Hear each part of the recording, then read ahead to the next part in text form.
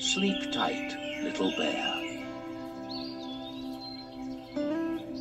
It has been a long and wonderful day in the slumber forest. The sun has shone and everything feels peaceful, calm and contented. Little Bear is happy too. He has been at Grandma and Grandpa Bear's house all day, painting them a lovely picture. After Mummy and Daddy, Grandma and Grandpa Bear are his favourite people in the entire forest, and he loves to visit, especially as they live close enough for him to walk there by himself. But now, as the sun begins to set, it is time to go home. Little Bear likes sunsets. He likes how the orange sun glimmers and glows and makes everything look so warm and magical. I think the sun sets like this, so we look forward to seeing it again in the morning, he tells Grandma. Then he calls up into the sky, "Sleep tight, lovely sun. I'll see you tomorrow." And a few moments later, with one last glimmering glow, the sun sinks beneath the trees. Little Bear rolls up his picture and collects together his new wooden colouring pencils, slipping them one by one under the loops of his pencil case. They were a present from Grandma and Grandpa today, and he is very pleased with them. But where did the rubber go? Ah, there it is. He puts it in his pencil case, then puts everything carefully in his backpack. With the sun gone behind the trees, Little Bear knows what comes next. Mr. Cuckoo always calls 6 times, and on the very last call, Grandma and Grandpa always cover him with kisses and give him a delicious treat for the way home.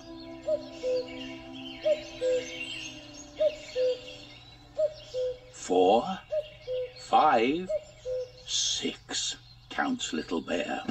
And sure enough, Grandpa Bear scoops him into his arms and says, "Time to go." Little Bear breathes in the wonderful smell of Grandpa Bear, all wood smoke and cinnamon sugar. "I'll finish the picture at home and bring it with me next time," Little Bear tells him. "I shall like that," says Grandpa Bear. Then he wraps 2 warm pancakes in a green leaf and tucks them in Little Bear's backpack. "Something for on the way," he smiles. Little Bear knows they'll be delicious. "Thank you," he says.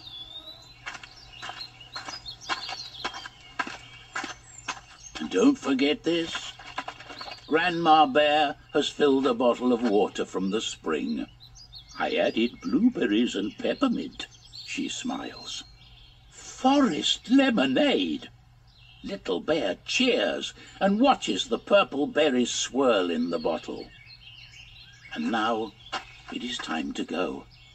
Little Bear wraps his arms round his grandbears as they shower him with kisses and remind him of the way home.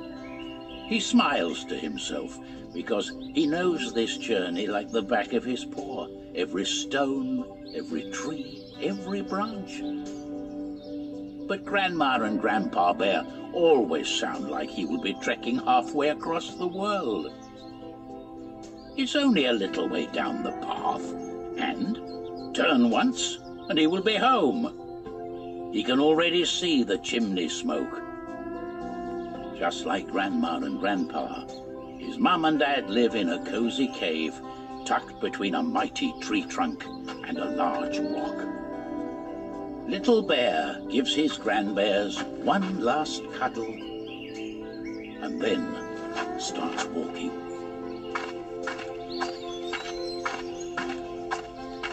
Knowing full well that Grandpa and Grandma Bear will stay waving until he's out of sight, the little bear walks very sensibly straight down the middle of the path. But as soon as he's around the corner and they can't see him, he hops over the hedge onto another path, a secret path. It runs alongside the main track and is narrow and overgrown with bushes. But in the sunset, it is 1,000 times more interesting. It makes the short walk home almost as much fun as the whole day with Grandma and Grandpa. The darker it gets, the quieter the forest grows. And the quieter it grows, the more noises Little Bear hears.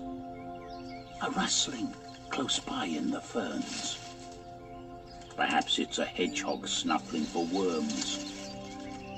And then, way, way above him, he can hear the very tops of the trees whispering in the gentle evening breeze. It sounds like a rain shower and gives him goosebumps. It's so magical.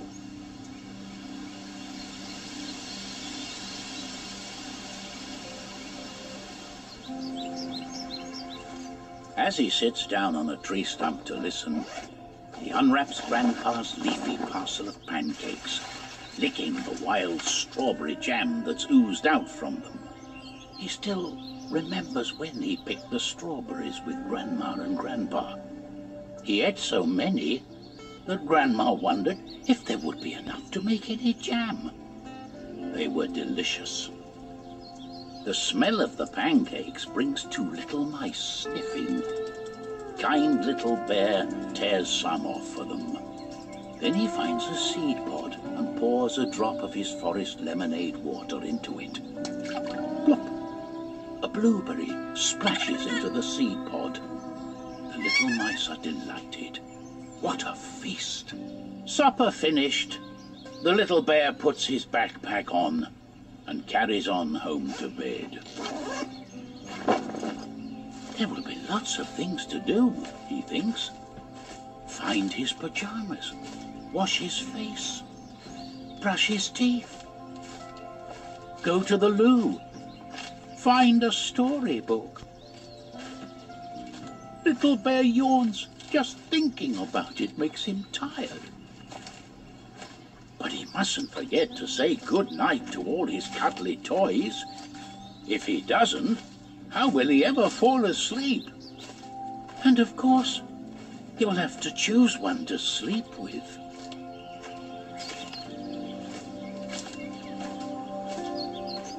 He hears a quiet chirping in the branches above him. It sounds like some baby birds are being put to bed.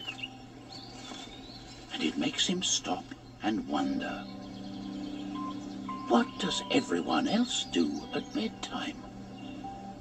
When he goes to bed, his mummy or daddy sing a lullaby that makes him feel warm and loved as he falls asleep. And it goes like this. Being a bear is the best thing to do, and the best bear to us is the bear that is you.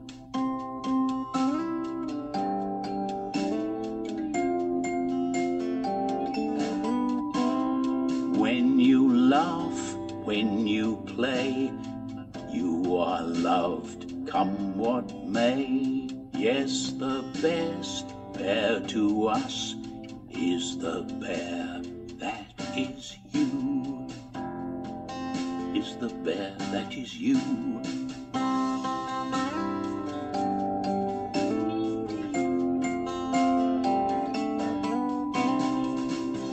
Now, as he walks along his secret path, he sings to himself.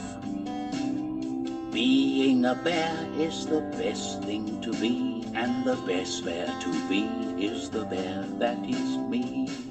I can laugh, I can play, and I'm loved, come what may. Yes, the best bear to be is the bear that is me. Yes, the best bear to be is the bear that is me.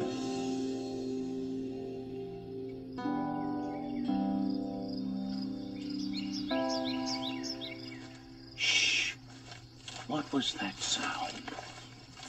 There's something moving in the twilight. It's difficult to see. Very quietly, the little bear crouches behind a bush. The sound is coming from above. Then he sees a squirrel's nest in the branches, and 5 little squirrels chasing each other up the tree trunk. No sooner have they reached the top when they're scampering back down again. Such skedaddling. The little bear feels dizzy just watching. Well, that doesn't look like bedtime. Kittens, he hears Mama Squirrel calling. I told you ages ago to come in. But the little rascals just race off again. Mama Squirrel rolls her eyes. Then she sees the little bear. What are you doing there? She asks. It's getting late. Shouldn't you be in bed? Little Bear steps out from behind his bush, feeling shy. Yes. I shall be in bed soon. I'm on my way home. I just wondered, please, what squirrels do at bedtime. How do they get to sleep? Mama Squirrel smiles. Shall I show you? She takes a breath and shouts, Whoever is in bed first sleeps on my tummy. The cheeky squirrels don't need telling twice. They scurry into the nest, and immediately it all goes quiet. Mama Squirrel winks at the little bear.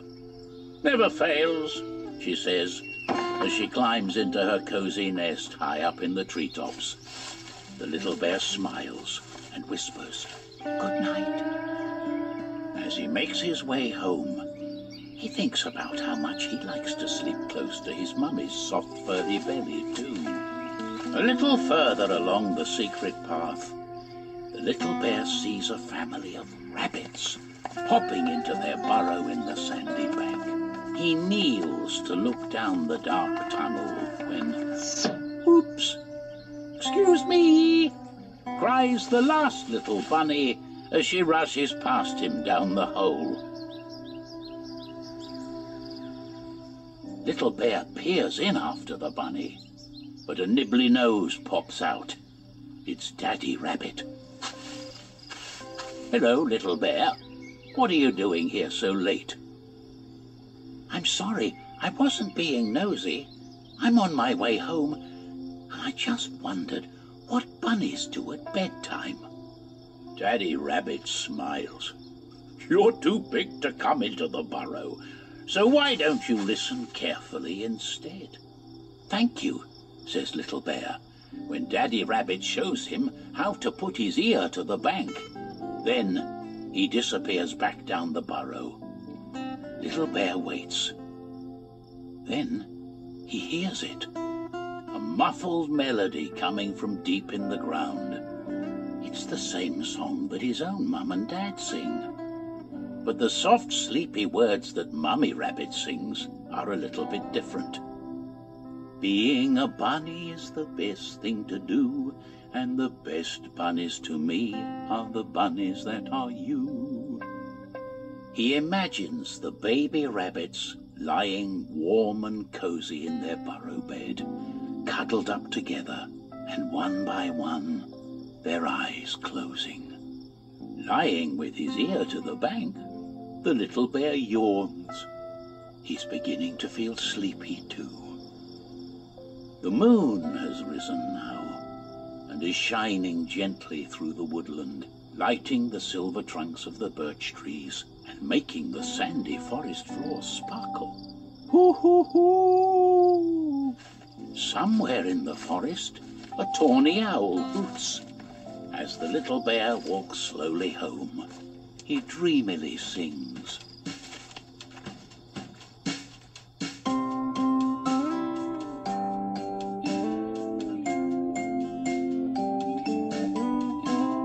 Being a bear is the best thing to do, and the best bear to to us is the bear that is you. When you laugh, when you play, you are loved, come what may. Being a bear is the best thing to be, and the best bear to be is the bear that is me.